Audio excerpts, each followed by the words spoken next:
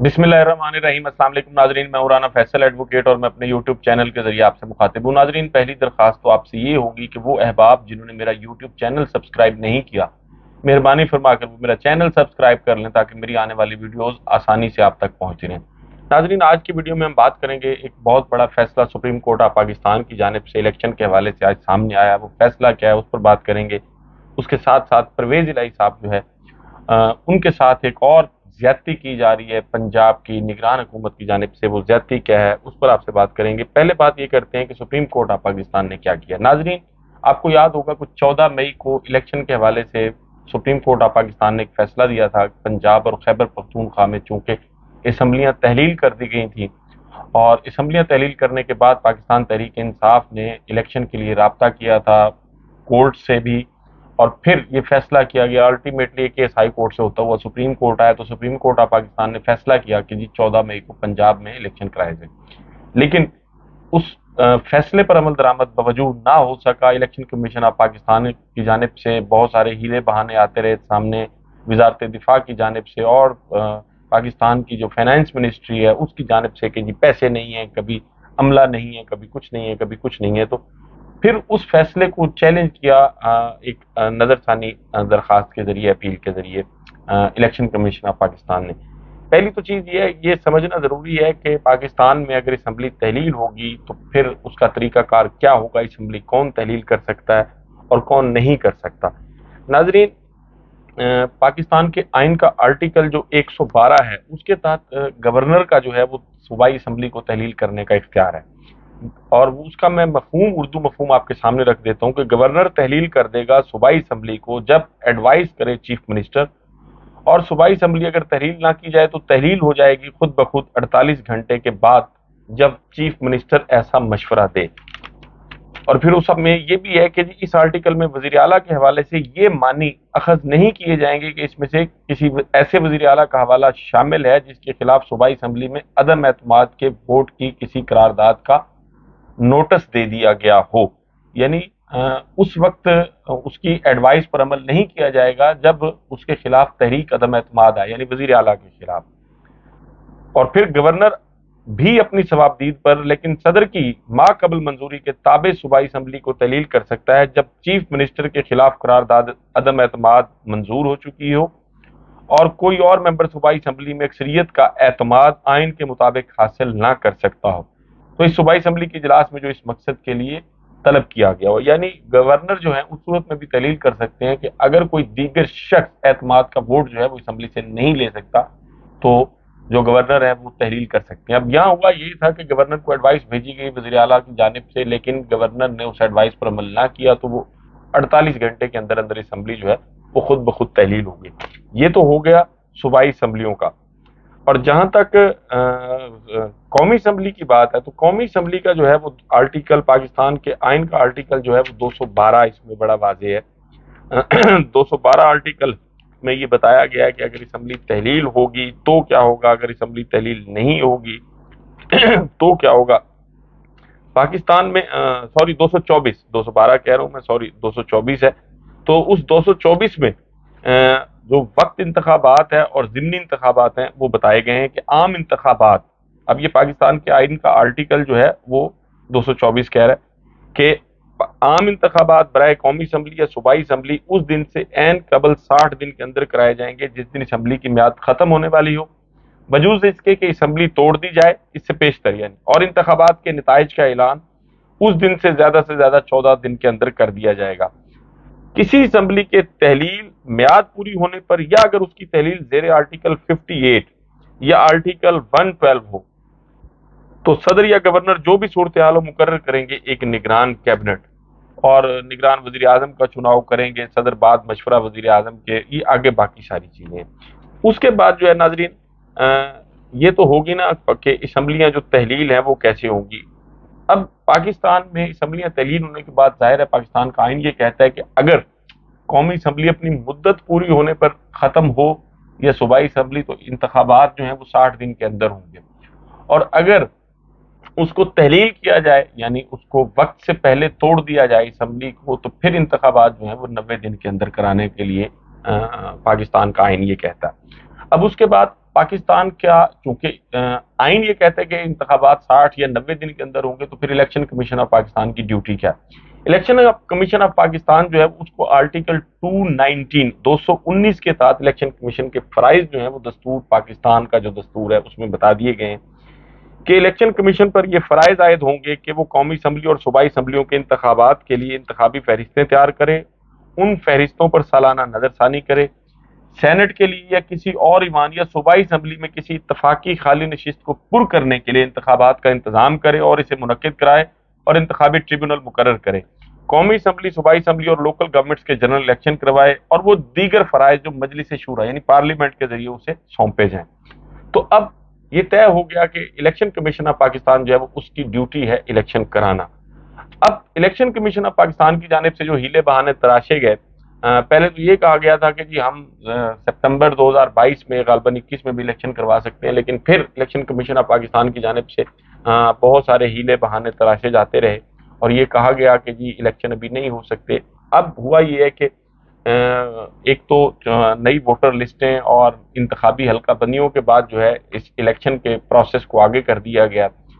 پاکستان کے صدر کو آرٹیکل 48 کے تحت یہ اختیار حاصل ہے کہ وہ اس کو الیکشن کمیشن آف پاکستان کو اس کے مشورے کے بعد الیکشن کی ڈیٹ اناؤنس کر سکتا ہے۔ صدر پاکستان عارف علوی صاحب نے خط بھی لکھا، لیکن اس خط کا جواب نہیں دیا گیا، تو آج سارا معاملہ جو ہے اس کا ڈراپ سین ہو گیا۔ ایک بہت اچھی خبر آئی ہے وہ حلقے جو پاکستان میں جمہوریت چاہتے ہیں، انتخابات چاہتے ہیں، ان کے لیے الیکشن کمیشن آف پاکستان نے نظر ثانی کی درخواست دائر کی تھی، تو وہ نظر ثانی کی درخواست آج خارج کر دی گئی ہے، اور سپریم کورٹ آف پاکستان نے پنجاب میں انتخابات 14 مئی کو کرانے کے فیصلے کے خلاف الیکشن کمیشن کی جو نظر ثانی کی درخواست خارج کرتے ہوئے یہ بھی کہا ہے کہ جی الیکشن کمیشن جو ہے وہ اپنی ذمہ داری سے کسی صورت انکار نہیں کر سکتا۔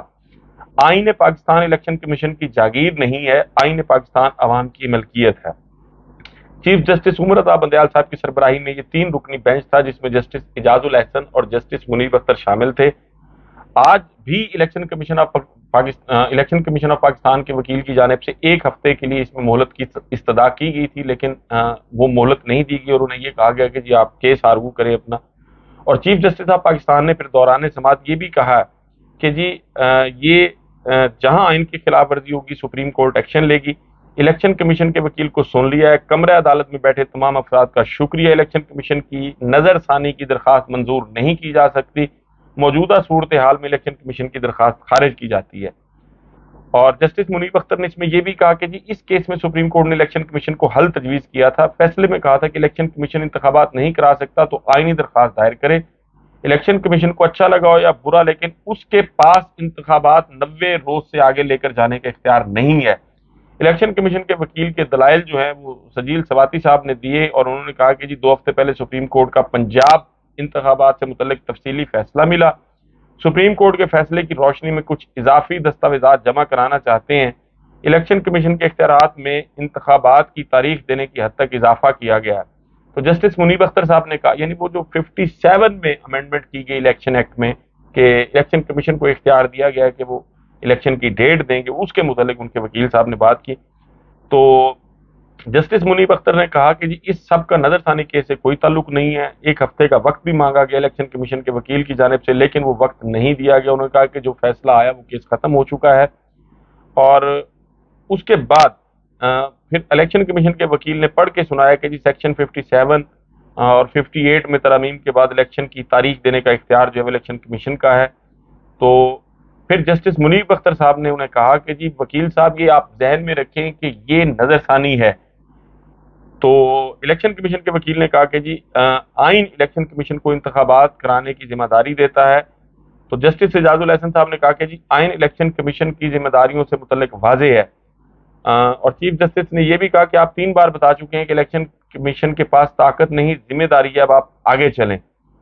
اور جسٹس اعجاز الاحسن نے یہ بھی کہا کہ آئین الیکشن کمیشن کو انتخابات کی تاریخ آگے بڑھانے کا اختیار نہیں دیتا۔ یہ سارے گفتگو کی گئی سپریم کورٹ آف پاکستان میں جب یہ کیس زیر سماعت تھا، اور اس کے بعد بالآخر جو ہے وہ اپیل خارج کر دی گئی نظر ثانی کی جو درخواست تھی الیکشن کمیشن آف پاکستان کی۔ تو اب یہ صرف نظر ثانی کی درخواست خارج کرنا جو ہے میں یہ سمجھتا ہوں سپریم کورٹ کا یہ کام نہیں ہے۔ اب وہ لوگ جنہوں نے 14 مئی کے فیصلے میں رکاوٹ ڈالی، ان لوگوں کو بھی بہرحال توہین عدالت کے نوٹسز جاری ہونے چاہیے، اور وہ تمام لوگ جو پنجاب اور خیبر پختونخوا میں انتخابات کو ملتوی کرانے کے ذمہ دار ہیں، ان کے خلاف کارروائی ہونی چاہیے۔ ناظرین، اس کے ساتھ ساتھ پرویز الہی صاحب، آپ کو پتہ ہے کہ 3 ماہ سے زیادہ ہو گئے ہیں تو وہ گرفتار ہیں۔ کبھی ایک کیس بنایا جاتا ہے، اس میں کورٹ ان کو رہا کرنے کا حکم دیتی ہے، تو پھر دوسرا کیس بنا دیا جاتا ہے۔ تو ان کا ایک میٹر تھا کہ لاہور ہائی کورٹ میں ان کو کی طلبی کی اپلیکیشن تھی، تو رجسٹرار آفس نے پرویز الہی کا جو کیس ہے وہ 2 رکنی بینچ کو بھجوانے کے لیے نیب کی جو درخواست ہے اس پر اعتراض، یعنی اب یہ نیب کی طرف سے دیکھیں کہ جی اعتراضات کیے جا رہے ہیں کہ جی ہمارا کیس جو ہے وہ سنگل بینچ نہ سنے، اس کو ڈبل بینچ کو دے دیا جائے۔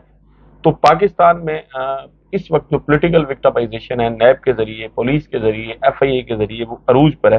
تو رجسٹرار آفس نے نیب کو درخواست واپس دے دی، اور ان کی جی جو 2 رکنی بینچ کو ارسال کرنے کی استدعا تھی، وہ دوسرے لفظوں میں وہ درخواست جو ہے وہ ان لمنی انہوں نے سماعت کرنے سے اس کو انکار کر دیا۔ تو پنجاب حکومت نے جو ہے وہ چودھری پرویز الہی صاحب کو عدالت میں پیش کرنے سے معذوری ظاہر کر دی ہے، اور یہ کہا ہے کہ جی ہم چودھری پرویز الہی صاحب کو عدالت میں پیش نہیں کر سکتے، یہ سرکاری وکیل جو ہے ان کا عدالت میں یہ مکالمہ تھا۔ ناظرین، پاکستان تحریک انصاف اور پاکستان تحریک انصاف کے وابستہ لوگوں کے ساتھ جو سلوک کیا جا رہا ہے وہ ہم سب کے سامنے ہے۔ عمران خان صاحب کے لیے بڑا آسان تھا، رجیم چینج آپریشن کے بعد ان کے پاس 4 جگہوں کی حکومتیں تھیں، پنجاب، خیبر پختونخوا، کشمیر اور گلگت بلتستان۔ وہ آرام سے ان 4 صوبوں میں اپنی حکومتیں جو ہے اس کو انجوائے کرتے، انتخابات کا جو ہے وہ انتظار کرتے کہ انتخابات کب ہوتے ہیں، لیکن انہوں نے ایک مشکل راستہ چنا، اور ان کو اس چیز کا پتہ تھا کہ اس راستے میں جو ہے وہ بہت زیادہ مشکلات ہیں، اس میں جیل بھی جانا پڑ سکتا ہے، اس میں پارٹی پر پابندیاں بھی لگ سکتی ہیں، پارٹی کو توڑا بھی جا سکتا ہے، اور بھی پاکستان میں جو کچھ ہوتا ہے وہ سب کچھ ان کے ساتھ کیا جا سکتا ہے۔ ذوالفقار علی بھٹو کی مثال، بے نظیر محترمہ بے نظیر کی مثال وہ سب کے سامنے ہے۔ تو لیکن اس کے باوجود انہوں نے مشکل راستے کا انتخاب کیا، اور اپنی پارٹی جو ہے کہ کوئی شک نہیں ہے کہ پاکستان تحریک انصاف کو 9 مئی کے بعد خصوصاً بہت زیادہ نقصان پہنچا ہے۔ عمران خان صاحب جو ہے وہ تقریباً 200 کیسز کا سامنا کر رہے ہیں، ان کی اہلیہ بشرا بیگم جو ہیں ان پر بھی مقدمات ہیں، ان کی بہنوں پر بھی مقدمات ہیں، ان کے بہنوئی پر بھی مقدمات ہیں، پارٹی کے جو دیگر لوگ ہیں وہ بھی ابھی تک زیر اعتاب ہیں۔ پاکستان تحریک انصاف کو پاکستان میں کسی قسم کی کوئی سیاسی ایکٹیویٹی، سرگرمی کرنے کی اجازت نہیں ہے۔ جھنڈے لہرانے پر، غبارے چھوڑنے پر لوگوں پر ایف آئی آر درج کی جا رہی ہیں۔ شہریار آفریدی کا جو کچھ ان کے ساتھ ہوا وہ سب آپ کے سامنے ہے۔ شیریں مزاری صاحبہ جو ہیں وہ پاکستان تحریک انصاف چھوڑ چکی ہیں، لیکن اس کے باوجود ابھی تک ان کا نام جو ہے وہ ایگزیکٹ کنٹرول لسٹ سے نہیں نکالا گیا، ہائی کورٹ کے احکامات کے باوجود۔ اور آج پھر یہ بھی ہوا کہ اسلام آباد ہائی کورٹ نے جو آئی جی اسلام آباد ہیں درانی صاحب، ان پر 25,000 روپے جرمانہ بھی عائد کیا ہے، اور یہ کہا کہ جی آپ کی جرمانہ جو ہے وہ ادا کریں گے شیریں مزاری صاحبہ کو۔ اور پاکستان تحریک انصاف سے تعلق رکھنے والے جتنے لوگ بھی ہیں وہ سب ابھی تک یا تو روپوش ہیں یا جیلوں میں ہیں۔ پاکستان تحریک انصاف کے سینیٹر اون عباس بپی صاحب جو ہیں ان کو آج سے تقریباً 8-10 دن پہلے جو ہے وہ لاہور سے اغوا کیا گیا ہے۔ کس کے پاس ہیں؟ پاکستان کا کوئی ادارہ جو ہے ان کی ذمہ داری لینے کے لیے تیار نہیں ہے۔ اسی طرح اور بہت سارے لوگ جو ہے وہ جیلوں میں ہیں، ڈاکٹر یاسمین راشد، خدیجہ شاہ، عالیہ حمزہ اور سنم جاوید اور دیگر لوگ جو ہے ابھی تک جیلوں میں ہیں، محمود الرشید صاحب ہیں، اعجاز چودھری صاحب ہیں، تو یہ سب ابھی تک قید و بند کی صعوبتیں برداشت کر رہے ہیں۔